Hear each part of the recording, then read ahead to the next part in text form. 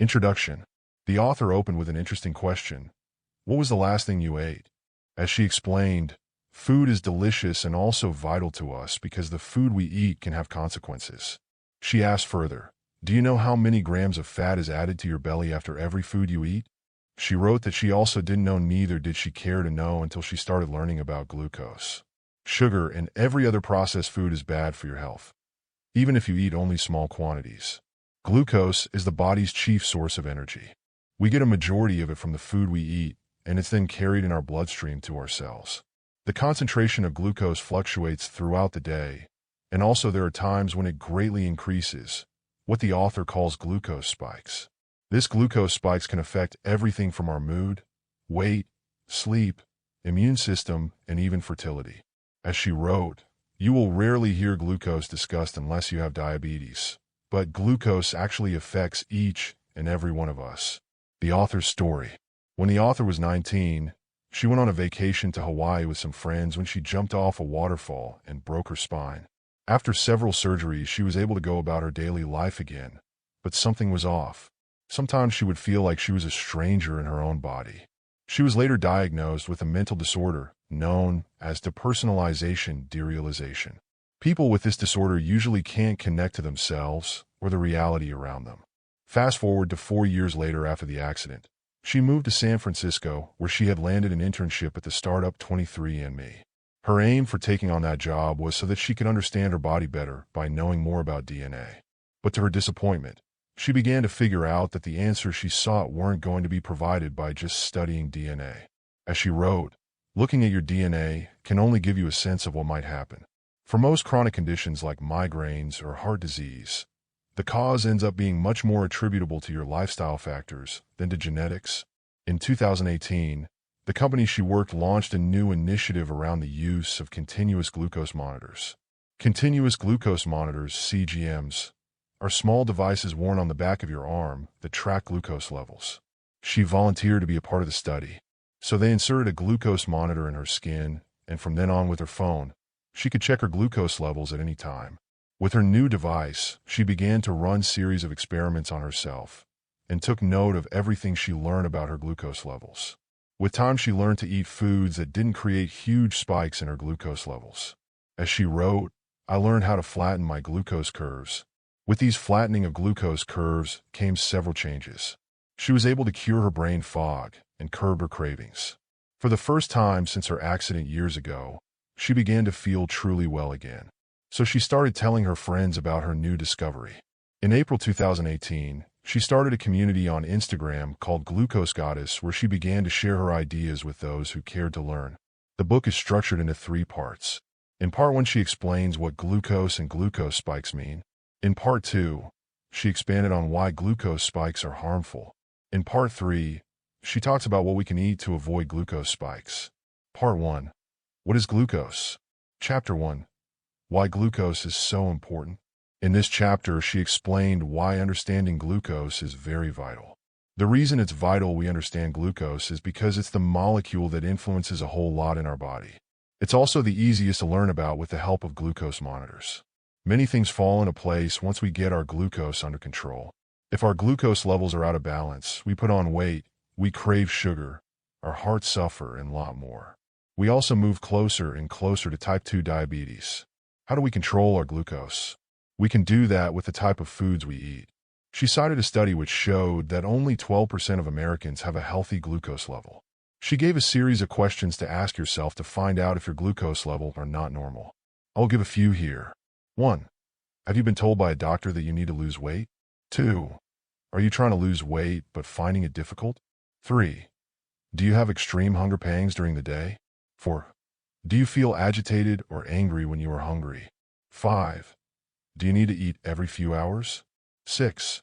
Do you feel shaky, lightheaded, or dizzy if meals are delayed? 7. Do you crave sweet things? She emphasized that there's no benefit to extreme diets. Every diet should be done in moderation. She also outlined 3 important things readers should bear in mind as they go through the book. First, glucose isn't everything. There are foods that will keep your glucose levels normal, but aren't good for your health.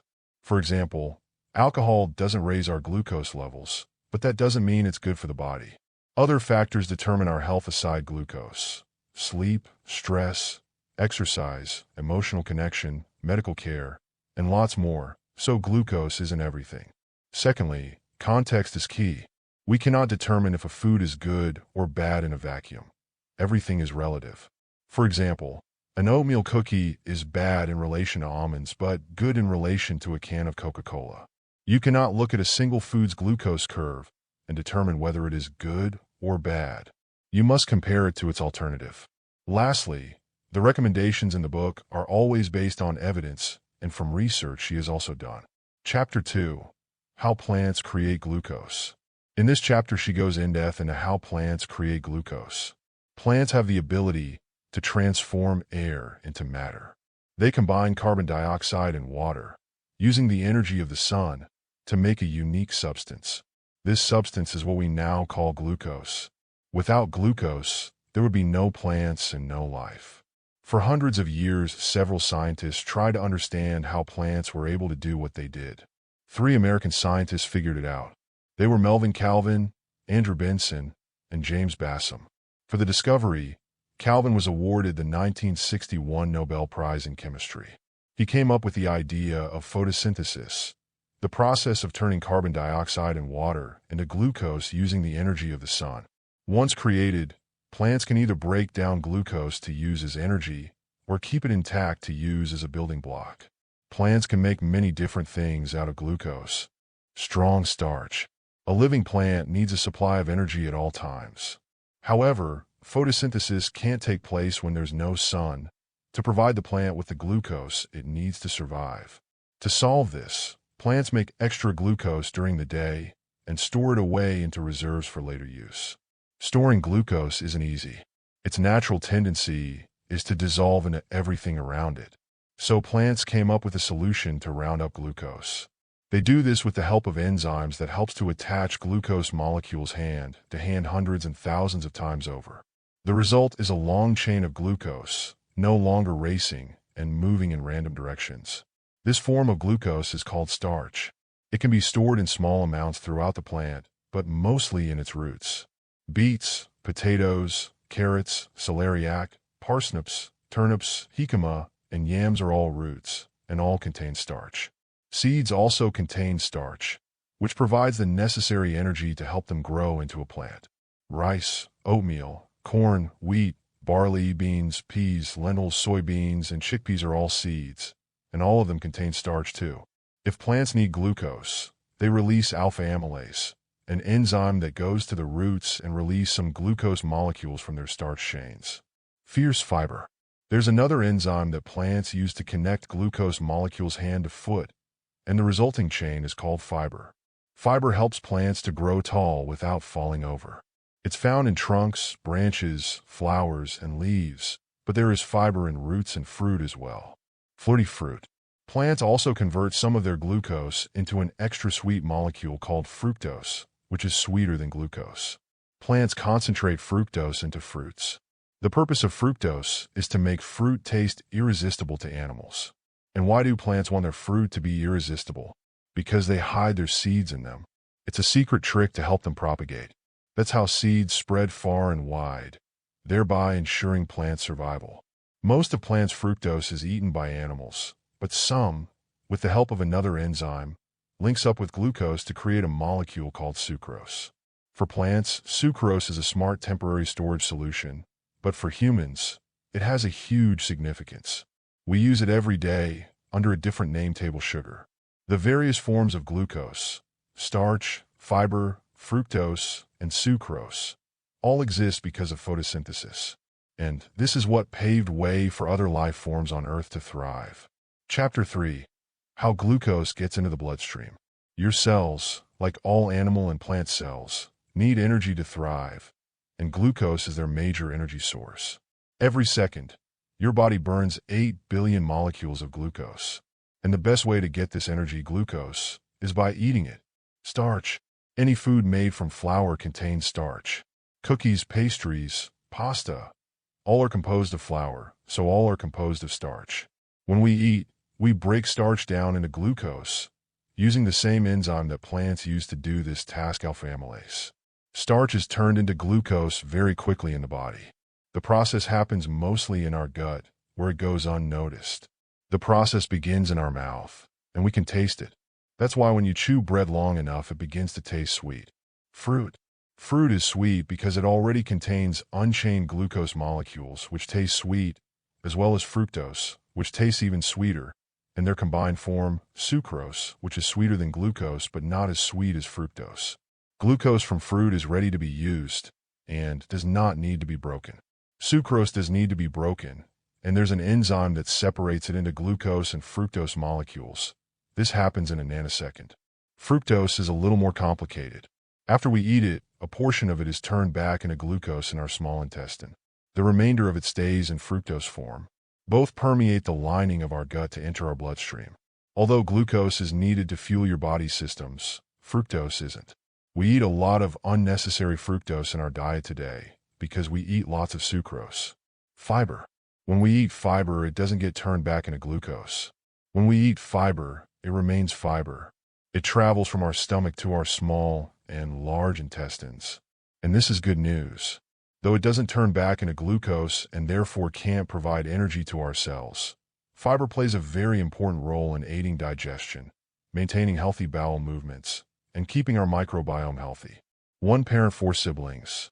Starch, fiber, fructose, and sucrose are all related because they come from the same source, glucose. In 1969, scientists named this group of molecules carbohydrates. Why carbohydrates?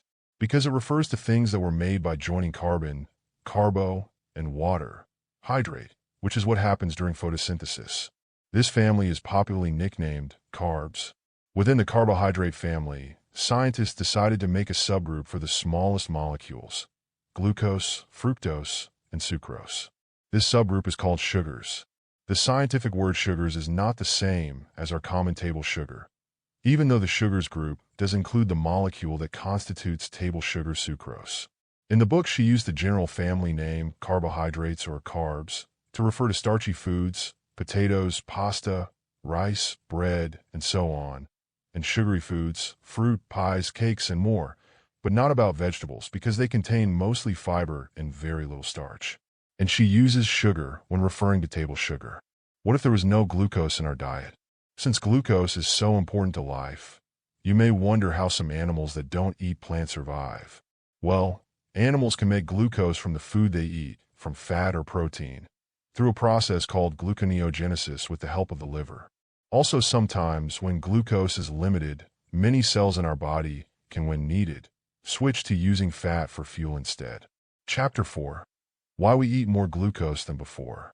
Originally, nature intended us to consume glucose from only plants. And the reason was simple. Wherever there was starch or sugar, there was fiber as well. Fiber helped to slow our body's absorption of glucose. The majority of what's sold in our stores today are packed with products that contain mostly starch and sugar and less fiber. For foods to be preserved for a very long time, its fiber content is often removed. This enables these products to last on shelves a long time without losing their texture. Aside fiber removal, the sweetness of most food products are often increased to make it last long on shelves.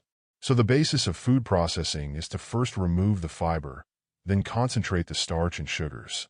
The reason we like sweet foods is quite simple. For our ancestors, the taste of sweetness signaled foods that were both safe and packed with energy.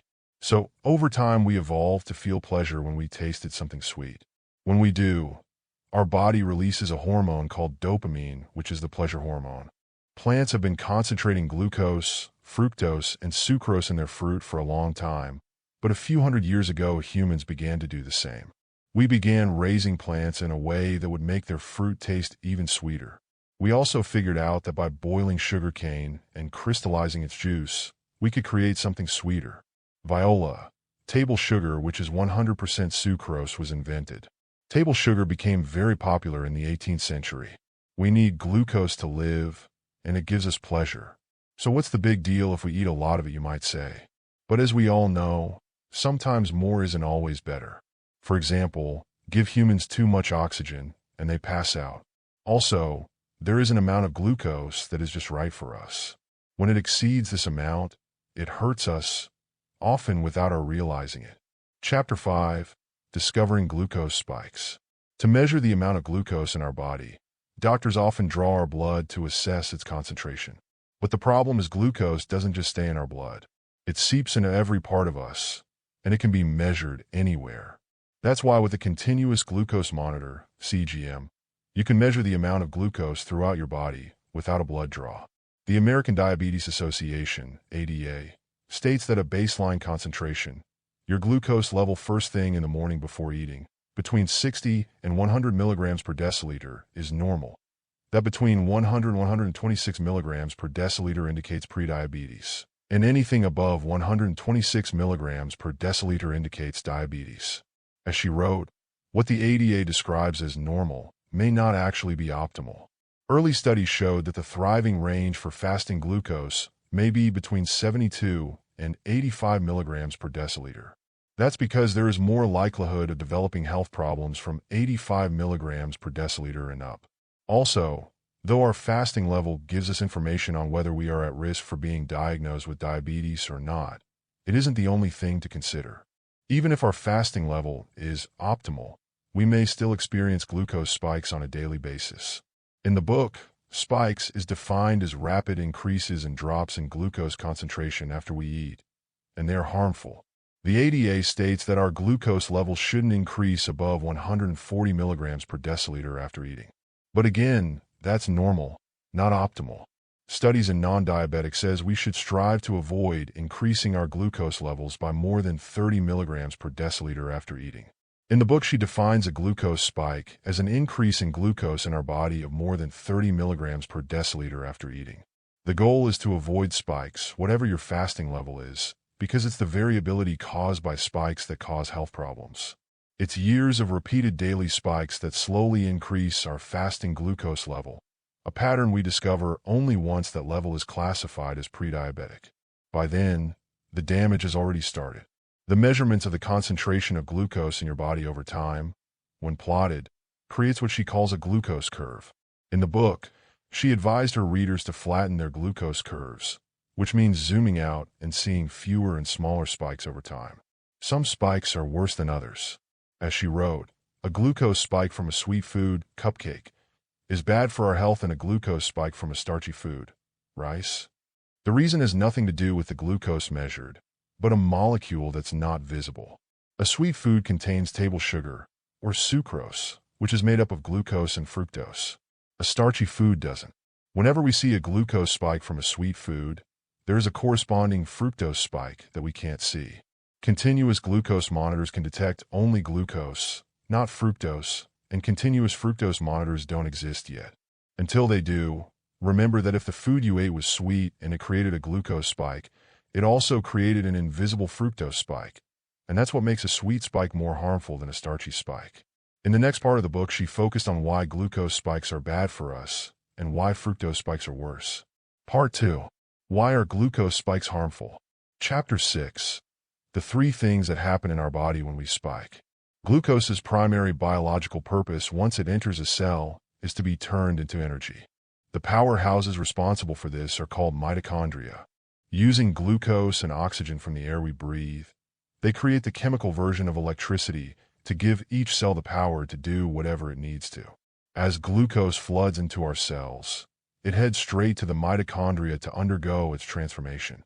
Our cells dances along smoothly when the amount of energy that is provided matches up with the amount of energy needed to function.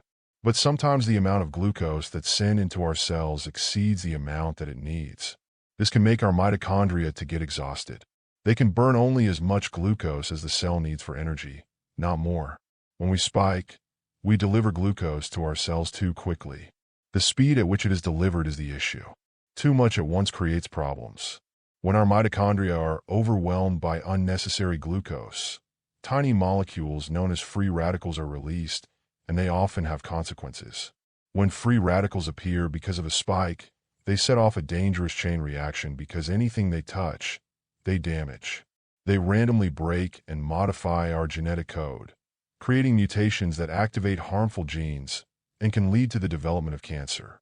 They poke holes in the membranes of our cells, turning a normally functioning cell into a malfunctioning one. Under normal circumstances, We live with a moderate amount of free radicals, and our body can handle them, but with repeated spikes, the quantity produced becomes too much to handle. When there are too many free radicals to be neutralized, our body is said to be in a state of oxidative stress. Oxidative stress causes heart disease, type 2 diabetes, cognitive decline, and general aging. And fructose increases oxidative stress even more than glucose alone. That's one of the reasons that sweet foods, which contain fructose, are worse than starchy foods, which don't. Too much fat can also increase oxidative stress. Glycation and inflammation. When scientists look at the rib cage cartilage of babies, it's white. Once a human reaches 90 years old, that same cartilage is brown. In 1912, a French chemist by the name of Louis-Camille Maillard described and gave his name to this phenomenon, now known as the Maillard reaction. He discovered that our tissues and organs experience this browning when a glucose molecule bumps into another type of molecule. When this happens, there's a reaction, and the second molecule is then said to be glycated. When a molecule is glycated, it's damaged. This process is a normal and inevitable part of life, and it's why we age, why our organs slowly deteriorate, and why we eventually die. We can't stop this process, but we can slow it down or speed it up. The more glucose we deliver to our body, the more often glycation happens. Once a molecule is glycated, it's damaged forever, the same way you can't untoast a piece of toast. The long-term consequences of glycated molecules range from wrinkles and cataracts to heart disease and Alzheimer's disease. Since browning is aging and aging is browning, slowing down the browning reaction in your body leads to a longer life. Fructose molecules glycate things 10 times as fast as glucose, which means more damage. What we said earlier bears repeating here again. This is another reason why spikes from sugary foods such as cookies which contain fructose make us age faster than spikes from starchy foods such as pasta which doesn't. Glucose levels and glycation are so connected that a very common test to measure the level of glucose in our body actually measures glycation. The combination of too many free radicals, oxidative stress, and glycation leads to a generalized state of inflammation in the body. Inflammation is a protective measure. It's the result of the body trying to defend against invaders. But chronic inflammation is harmful because it turns against our own body. From the outside, you might see redness and swelling, and on the inside, tissues and organs are slowly getting damaged. Chronic inflammation is the source of most chronic illnesses, such as stroke, chronic respiratory diseases, heart disorders, liver disease, obesity, and diabetes. The good news is, a diet that reduces glucose spikes decreases inflammation, and along with it your risk of contracting any of these inflammation-based diseases. Insulin and fat gain. It's essential to our survival to get excess glucose out of circulation as quickly as possible to reduce free radical formation and glycation. When our glucose levels increase, our pancreas gets into action. One of the pancreas's main functions is to send a hormone called insulin into the body. Insulin's sole purpose is to put excess glucose in storage units throughout the body to keep it out of circulation and protect us from damage. Without insulin, we would die. People who have type 1 diabetes who can't make insulin must inject insulin to make up for what the pancreas can't produce. Insulin puts excess glucose in several storage units. The first place is the liver. The liver is a great storage unit because all the blood that comes from the gut carrying new glucose from digestion has to go through the liver. Our liver turns glucose into a new form called glycogen. It's equivalent to how plants turn glucose into starch. Still remember? Glycogen is closely related to starch. It's composed of many glucose molecules attached hand to hand. If excess glucose stayed in its original form, it would cause oxidative stress and glycation. Once transformed, it does no damage. The liver can hold about 100 grams of glucose in glycogen form. That's half of the 200 grams of glucose that our body needs for energy per day. The second storage unit is our muscles. The muscles of a typical 150-pound adult can hold about 400 grams of glucose as glycogen. The liver and muscles are efficient, but we tend to eat much more glucose than we need, so those storage units get full quickly than it should. Once insulin has stored all the glucose it can in our liver and muscles, any other glucose left is turned into fat and stored in our fat reserves. That's one of the ways we put on weight, and then more weight. Because it's not just glucose that our body has to deal with. It must also do away with fructose. Unfortunately, fructose cannot be turned into glycogen and stored in the liver and the muscles. The only thing that fructose can be stored as is fat. The fat our body creates from fructose first accumulates in the liver and drives the development of non-alcoholic fatty liver disease. Second, it fills up fat cells in our hips, thighs, and face and between our organs, and we gain weight. Finally, it enters the bloodstream and contributes to an increased risk of heart disease. As she explained, this is a major reason why, if two foods have the same amount of calories, it's good you skip the sweet food, which contains fructose, in favor of a savory food which doesn't. The absence of fructose means that fewer molecules end up as fat. Don't be deceived, processed foods that are fat-free often contain a lot of sucrose, so the fructose in it is turned into fat after we digest it. Fat is actually very useful. Our body uses its fat reserves to provide storage space for the excess glucose and fructose floating around in our bloodstream. We shouldn't be angry at our body for putting on fat. Instead, we should thank it for trying to protect us from oxidative stress, glycation, and inflammation. The more you're able to grow the number and size of your fat cells, the longer you'll be protected against excess glucose and fructose, although you may put on more weight. Insulin, as she explains, is vital to this process, as it helps put excess glucose in those 3 storage lockers. In the short term, it's helpful. But the more glucose spikes we experience, the more insulin is released in our bodies. In the long term, highly elevated levels of insulin bring problems.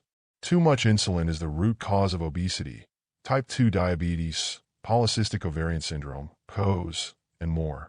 As she concluded, one of the most important things that happen when we flatten our glucose curves is that we automatically flatten our insulin curves as well. Chapter 7. How Spikes Make Us Sick. The author explained that one of the profound realizations that kick-started her research into glucose was that how she felt at any given moment was closely linked to the spikes and dips of her glucose curve.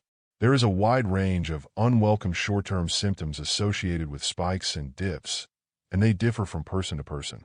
Short-term effects of glucose spikes. Constant hunger. Many of us feel hungry again shortly after we eat. It has to do with glucose. If you compare 2 meals that contain the same number of calories, the one that leads to a smaller glucose spike will keep you feeling full for longer. Calories aren't everything. Constant hunger is a symptom of high insulin levels. When there is a lot of insulin in our body, built up over years of glucose spikes, our hormones get mixed up. Leptin, the hormone that tells us we are full, has its signal blocked, while ghrelin, the hormone that tells us we are hungry, takes over. Even though we have fat reserves, with lots of energy available, our body tells us we need more, so we eat. As we eat, we experience more glucose spikes, and insulin rushes in to store excess glucose as fat, which then increases the action of ghrelin. The more weight we put on, the hungrier we get. The answer is not to try to eat less. It is to decrease our insulin levels by flattening our glucose curves. Cravings. An experiment that was carried out in Yale University in 2011 showed that a decrease in glucose levels makes us crave high-calorie foods. The problem is our glucose levels decrease all the time. Specifically, they drop after every spike. And the higher the spike has been, the more intense the crash will be. That's good, because it means insulin is doing its job, storing excess glucose in various storage units. But it also means that we're hit by a desire for something sweet. Flattening our glucose curve leads to fewer cravings. Chronic fatigue. Too much glucose makes mitochondria quit its work in our cells. As a result, energy production is compromised, and we are tired.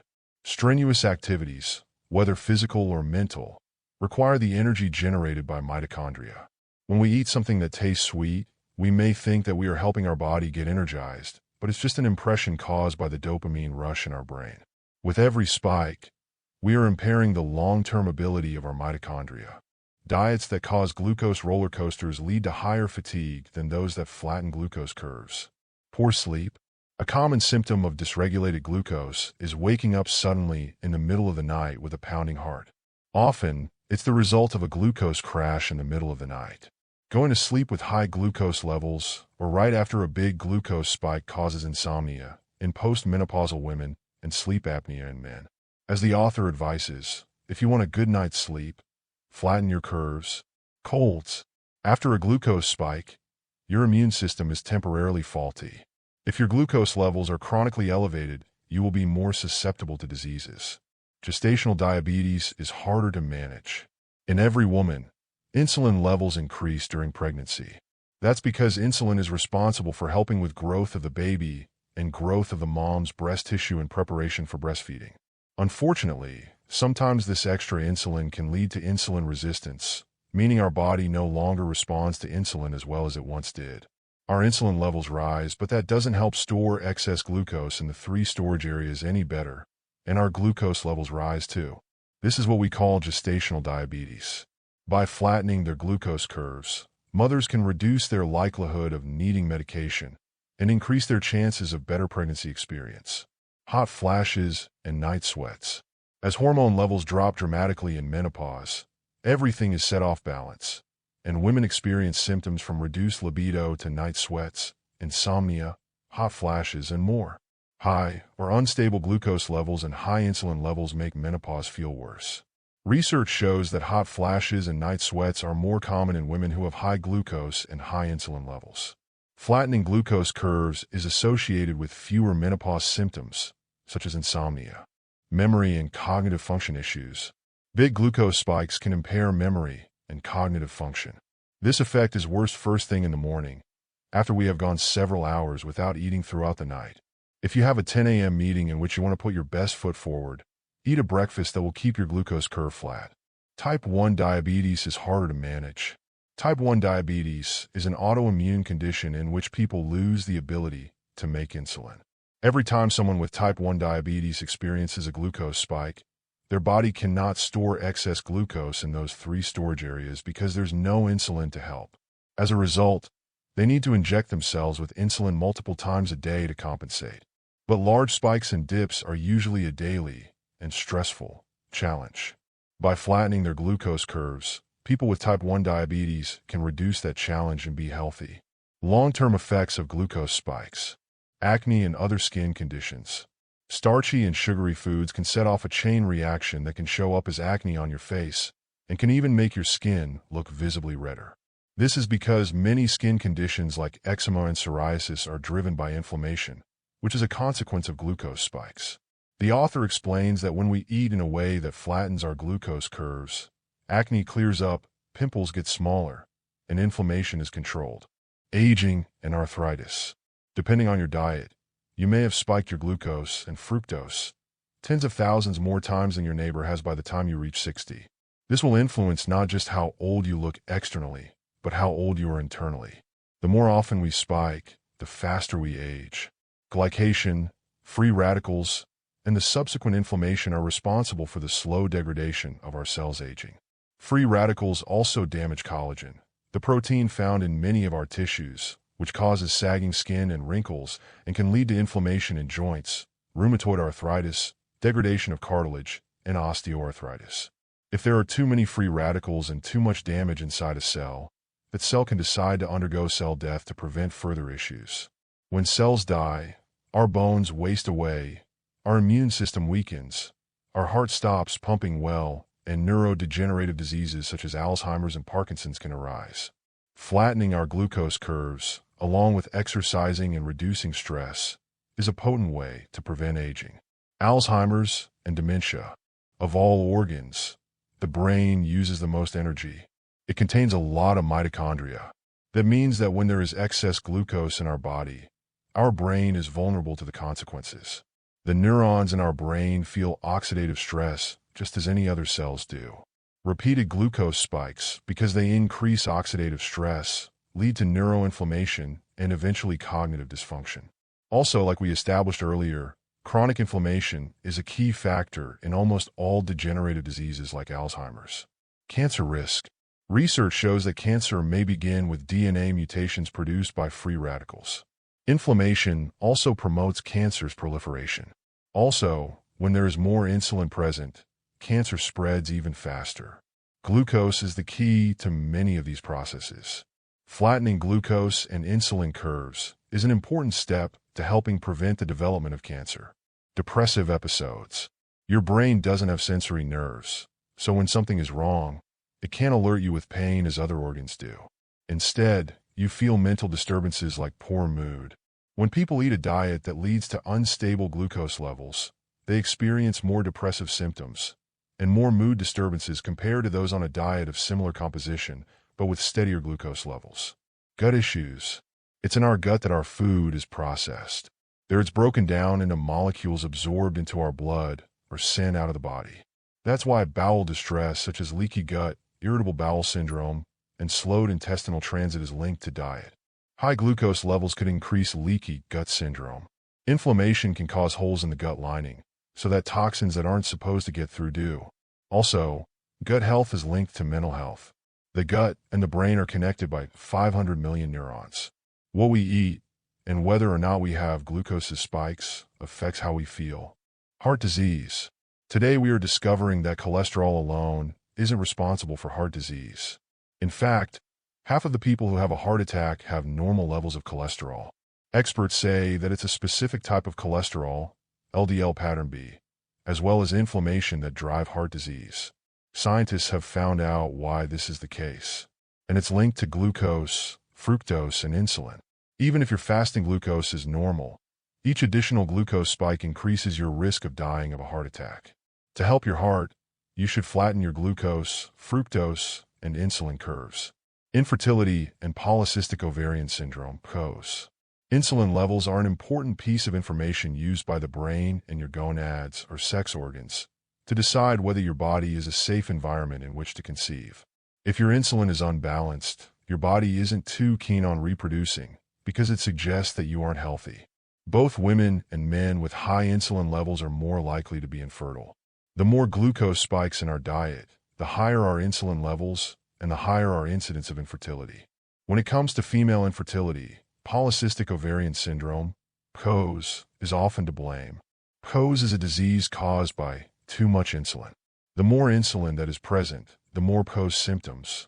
Insulin tells the ovaries to produce more testosterone, the male sex hormone. With too much insulin, the conversion from male to female hormones that usually takes place is restricted, which leads to even more testosterone in the body. Because of the excess testosterone, women suffering from PCOS display masculine traits like hair on the cheeks and baldness. Ovaries can also retain and accumulate eggs, stopping ovulation. Keeping glucose levels under control can reduce and even alleviate symptoms. For men, elevated glucose levels are associated with reduced quality of semen and erectile dysfunction. If you're trying to get pregnant, flattening your glucose curves is a big help. Insulin resistance and type 2 diabetes.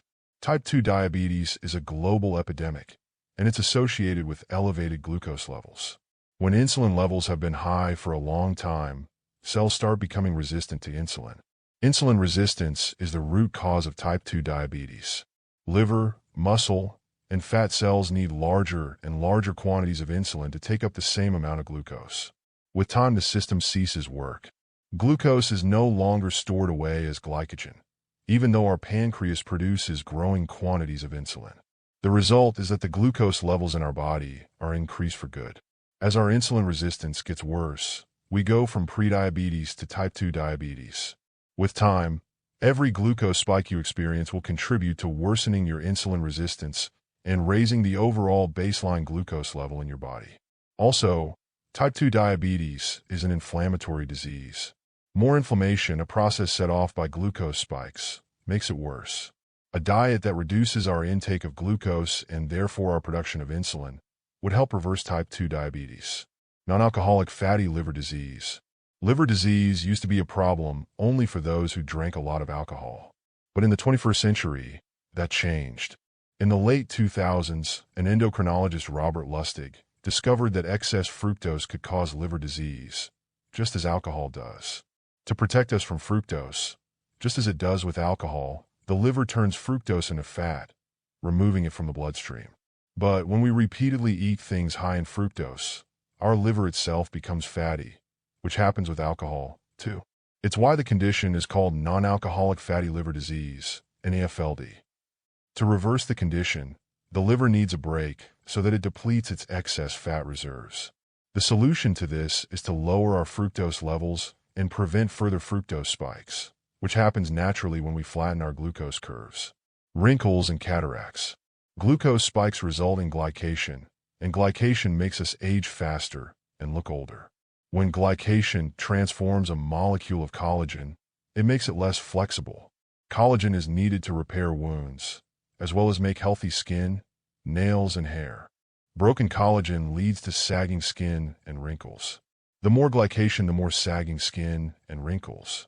Glycation happens everywhere in our body, including in our eyes. When it does, the molecules in our eyes experience damage and start to clump together. Over time, the accumulation of glycated protein blocks the light, and we develop cataracts. Part 3. How can I flatten my glucose curves?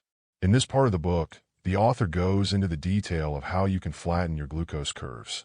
She gave various step-by-step tips she calls hacks. Hack 1. Eat foods in the right order.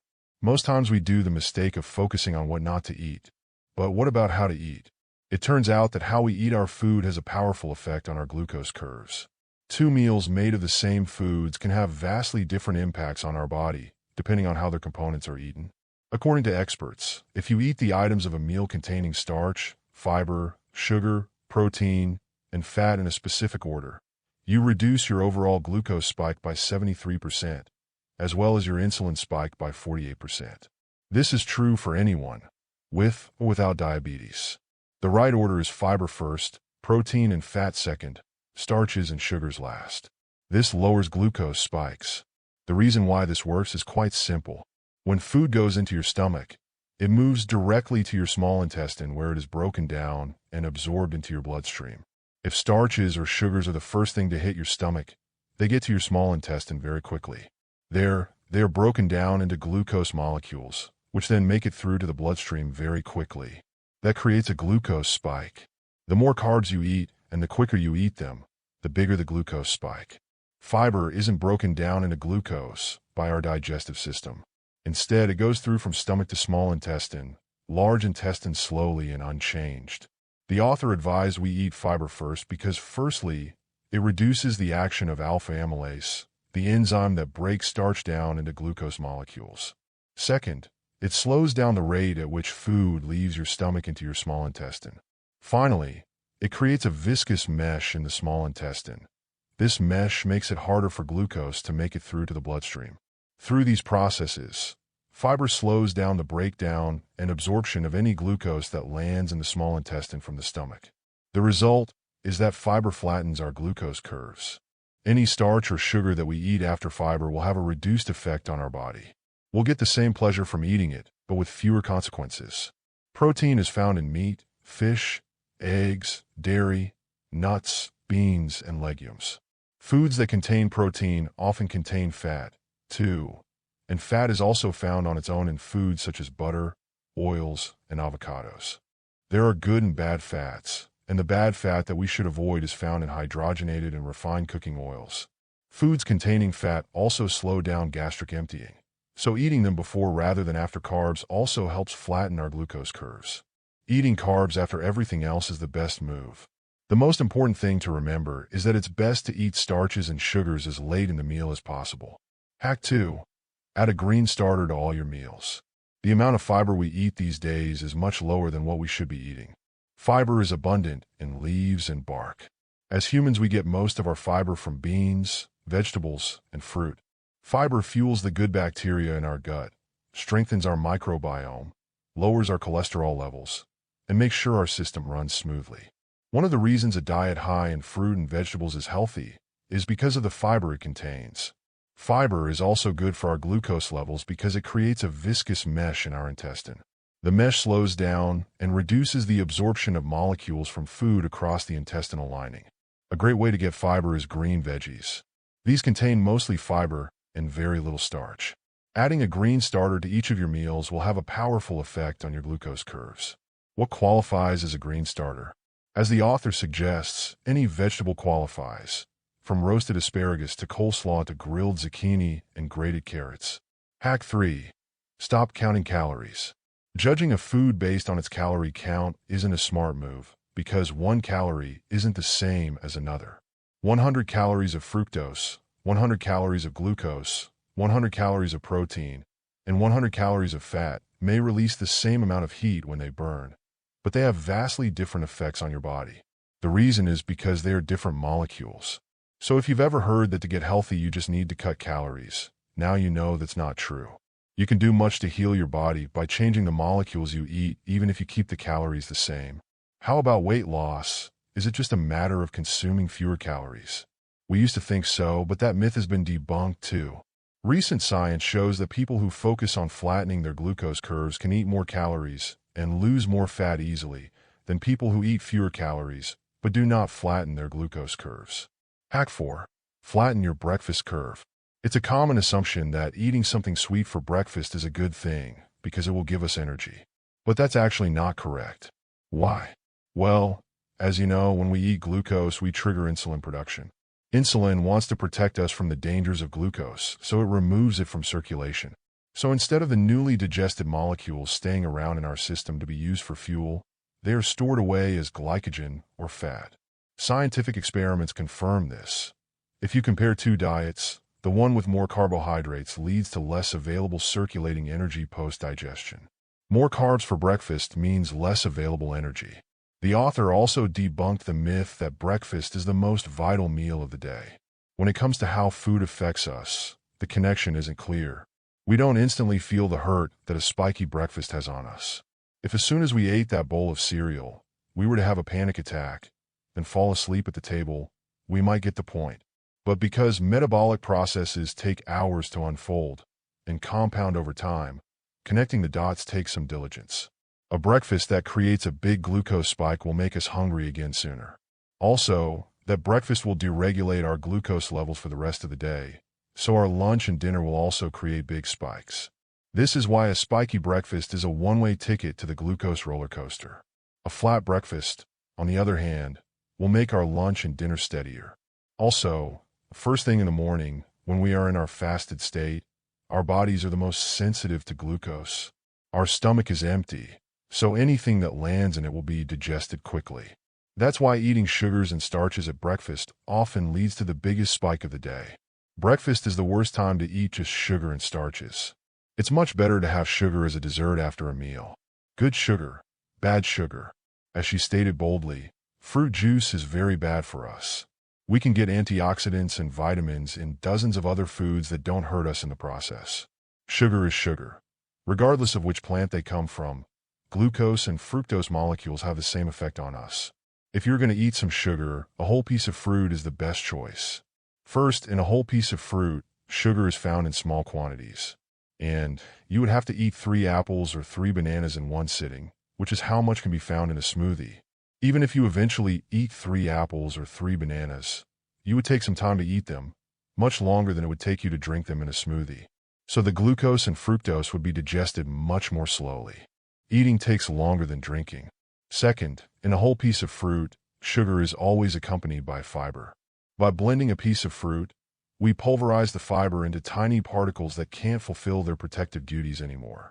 Although this does not happen when we chew, our jaws are powerful, but not as powerful as a blender's metal blades. As soon as we blend, squeeze, dry, and concentrate the sugar and remove the fiber in fruit, it hits our system fast and hard and leads to a spike.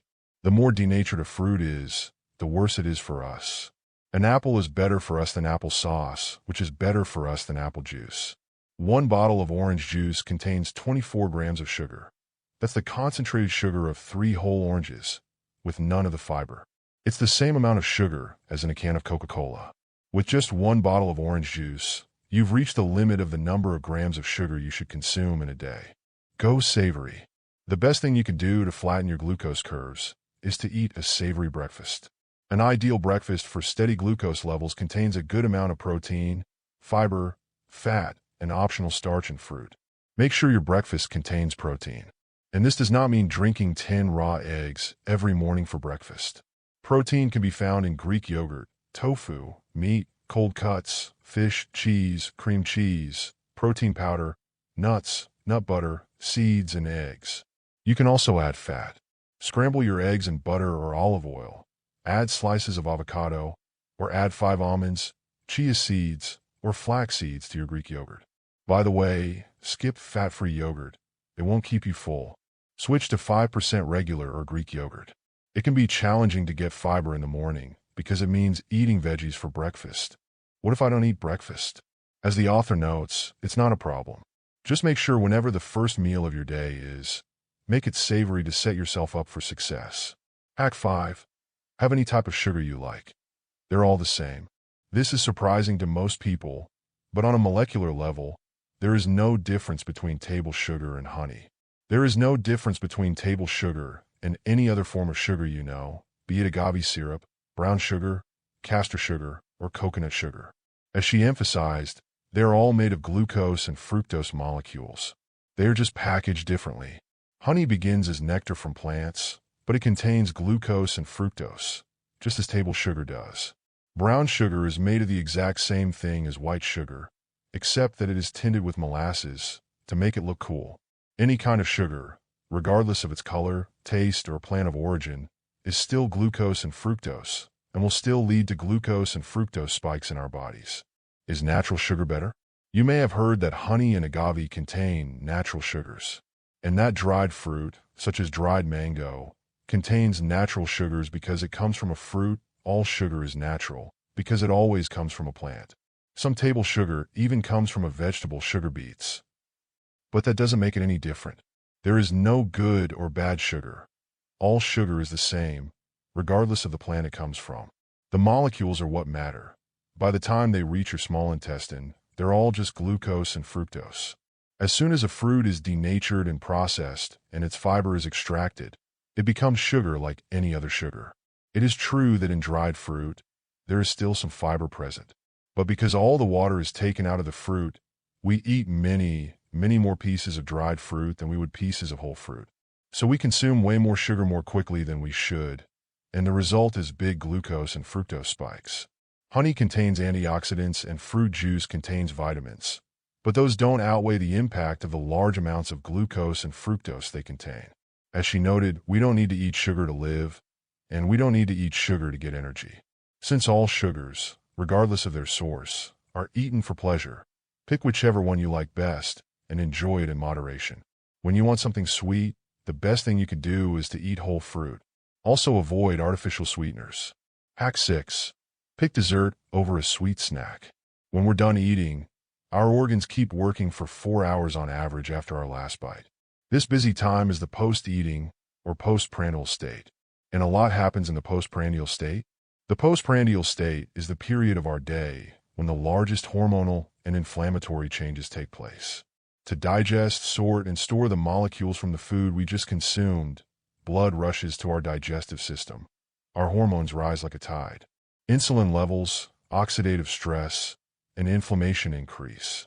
The bigger a glucose or fructose spike after a meal, the more demanding the postprandial state is for our body to deal with, because the more free radicals, glycation, and insulin release it has to manage.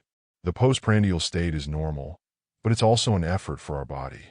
Processing a meal can take more or less effort depending on the amount of glucose and fructose we've just consumed. We tend to spend about 20 hours of a 24-hour day in the postprandial state because we have on average 3 meals and 2 snacks a day. This used to be different because before the 1980s, people didn't snack as often between meals, so they spent only 8 to 12 hours in the postprandial state. Snacking is a 1990s invention. When our body is not in the postprandial state, things are a little easier. Our organs are busy cleaning up our body, replacing damaged cells with new ones, and clearing our systems. For instance, the gurgling we feel in our small intestine when we haven't eaten in a few hours is our empty digestive tract cleaning its walls. When our body is not in the postprandial state, our insulin levels come down, and we can go back to burning fat instead of storing it. If you want to eat something sweet, it's better to have it as dessert rather than as a snack in the middle of the day on an empty stomach. Why dessert wins? When we forego snacks, we keep our system out of the postprandial state for longer. That means there's time for the cleanup described above. And by eating something sweet after a meal, we lessen the corresponding glucose spike it would cause because food moves from stomach to small intestine slower. So whether it's a piece of fruit, a smoothie, a candy bar, or a cookie, if you're going to eat it, do it at the end of a meal. Hack 7. Reach for vinegar before you eat. Vinegar is a sour-tasting liquid made by fermenting alcohol. There are several varieties of vinegar. All vinegars work identically on our glucose, so pick the one you please. The positive effects of vinegar are many. In non-diabetics, insulin-resistant people, people with type 1 or type 2 diabetes alike, as little as 1 tablespoon a day significantly decreases glucose levels. How vinegar works. Remember alpha amylase? Scientists have found that the acetic acid in vinegar temporarily inactivates alpha amylase. As a result, sugar and starch are transformed into glucose more slowly, and the glucose hits our system more slowly. Second, once acetic acid gets into the bloodstream, it penetrates our muscles. There, it encourages our muscles to make glycogen faster than they usually would, which in turn leads to more efficient uptake of glucose. These two factors, glucose being released into the body more slowly and our muscles using it up more quickly, mean that there is less free-flowing glucose present, so less of a glucose spike. What's more, acetic acid not only reduces the amount of insulin present, which helps us get back to fat-burning mode, it also has a remarkable effect on our DNA. It tells our DNA to reprogram a bit so that our mitochondria burn more fat. Grab a straw, take vinegar either less than 20 minutes before, during the course of, or less than 20 minutes after eating the glucose-spiking food. Hack 8. After you eat, move. The more and the harder a muscle is told to contract, whether consciously or unconsciously, the more energy it needs. The more energy it needs, the more glucose it needs. There is a special name for the energy created out of the ashes of glucose to fuel our cells: adenosine triphosphate, or ADP. The rate of glucose burning varies widely depending on how hard we're working, i.e., how much ADP is required by our muscles. It can increase 1,000-fold from when we are at rest to when we are intensely exercising. With every new muscle contraction, glucose molecules are burned up, and we can use this fact to our advantage to flatten our glucose curves. As soon as the influx of glucose hits our body, two things can happen. If we stay sedentary as the spike reaches its peak, glucose floods our cells and overwhelms our mitochondria. Free radicals are produced, inflammation increases, and excess glucose is stored away in the liver, muscles, and fat. If, on the other hand, we contract our muscles as the glucose moves from our intestine to our bloodstream, our mitochondria have a higher burning capacity. They aren't overwhelmed as quickly. They are thrilled to use the extra glucose to make ADP to fuel our working muscles. If you want to hit the gym after meals, that's going to help even more. The good news is, you can work out at any time up to 70 minutes after the end of your meal to reduce a glucose spike. You can also use your muscles acutely in a push-up, a squat, a plank, or any weightlifting exercise. Weightlifting has been shown to decrease the glucose spike by up to 30%, and the size of further spikes over the following 24 hours by 35%. Hack 9. If you have to snack, go savory. We know that food affects how we feel. Science tells us that when people eat a diet that leads to lots of glucose spikes, they report worsening moods over time and more depressive symptoms compared to a diet of similar calories, but with flatter curves. If you're looking for energy, skip the sweet snack. Instead, choose a savory snack, and not a starchy one either, since starch also turns to glucose. Hack 10. Put some clothes on your carbs. Eating carbohydrates alone isn't just bad for our glucose levels, it also makes our hunger hormones go crazy. So we go from feeling full to being hungry again very quickly. By putting clothes on our carbs, we avoid hunger pangs. What the author meant by putting clothes on our carbs is to add fiber, protein, or fat to your carbs. When we put clothes on our carbs, there is less oxidative stress, fewer free radicals, less inflammation, and less insulin. With flatter glucose curves, we feel better and our mood is more stable. When we combine glucose with other molecules, whether we are diabetic or not, our body receives it at a more natural, manageable speed, and we reduce the glucose spike. Unlike sugar, some fats are better for you than others. Good fats are saturated, fat from animals, butter, ghee, and coconut oil, or monounsaturated, from fruit and nuts such as avocados, macadamia nuts, and olives. For cooking, use saturated fats. They're less likely to oxidize with heat. Monounsaturated fats, such as olive and avocado, can't stand the heat as well. A good rule of thumb to distinguish between them: cook with fats that are solid at room temperature when you can. Bad fats are polyunsaturated and trans fats, which are found in processed oils like soybean oil, corn oil, canola oil, safflower oil, rice bran oil, fried foods, and fast foods. Cheat sheets. How to be a glucose goddess when things get hard. In this section, she gave a few tips on how to flatten your glucose curves when things might seem to get tough. When you're having a craving, give a craving a 20-minute cooling off period. If your craving was due to a glucose drop, it will be gone after 20 minutes. If the 20 minutes have come and gone and you're still thinking about that cookie, set it aside for dessert at your next meal. In the meantime, consciously notice that you're having a craving and remind yourself that you've experienced this before and it will pass. If you can't wait for dessert at your next meal, you've decided you're going to go ahead and eat what you're craving right now. Drink a tall glass of water with a tablespoon of apple cider vinegar swirled in. Then put some cloves on your carbs. Have an egg, a handful of nuts, a couple of spoonfuls of 5% Greek yogurt, or a head of roasted broccoli before the thing you're going to eat. Use your muscles and move within the next hour. Go for a walk or do some squats. Whatever works for you. When you're at a bar, when you order a drink at a bar, you don't have to order a glucose and fructose spike along with it. Alcohols that keep our levels steady are wine, red, white, rose, sparkling, as well as spirits, gin, vodka, tequila, whiskey, and even rum. We can drink these on an empty stomach, and they don't cause a glucose spike. Watch out for mixers. Adding fruit juice, something sweet, or tonic will cause a glucose spike. Drink your alcohol on the rocks, with sparkling water or soda water, or with some lime or lemon juice. When it comes to beer, which causes spikes because of its high carb content, ale and lager are preferable to stout, such as Guinness and porter. Even better, go for low-carb beer. And for appetizers, go for the nuts and olives, as those will help balance your glucose levels. Try to stay clear of chips if you can. They cause a glucose spike. When you're grocery shopping, you'll naturally flatten your glucose curves if you cut back on most processed foods. In order to find out if a processed food will cause a glucose spike, look at the back. The first place to look is the ingredients list. Ingredients are sorted in descending order by weight. If sugar is in the top 5 ingredients, that means a large proportion of that food consists of sugar. When you pick up a juice or a smoothie, assess it as you would any other processed food. If the main ingredient is sugar, eat a peach or apple instead. When assessing dry foods, such as cookies, pasta, bread, cereal bars, crackers, and chips, head to the total carbohydrate section.